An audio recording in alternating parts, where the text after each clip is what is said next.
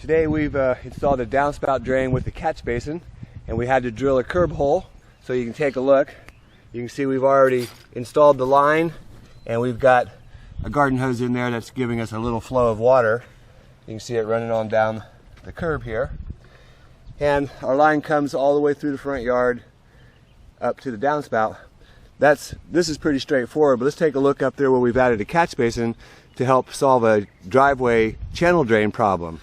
So on this system we have a downspout drain that comes down. We connect that also into the same line that the catch basin is. We've tunneled under the sidewalk and trenched all the way out to the curb.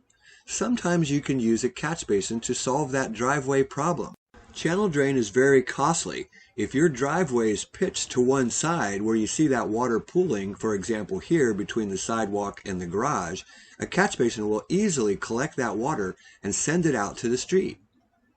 If this doesn't work, then you're going to have to put a channel drain across the apron in front of your driveway. It's really just that simple. And channel drain, it's not hard to do, but it is costly work. Remember, there's two parts of every system: collection and discharge.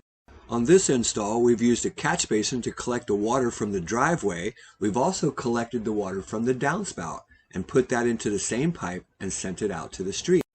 This is the discharge. We say discharge to daylight because the line comes out on the ground, or in that case, in the street where it belongs. You know, when I come out to give an estimate, the first thing I look for is the discharge. Where are we going to send this water? We can easily collect the water, but where will you send it? And you should do the same thing. Remember, two parts: collection and discharge.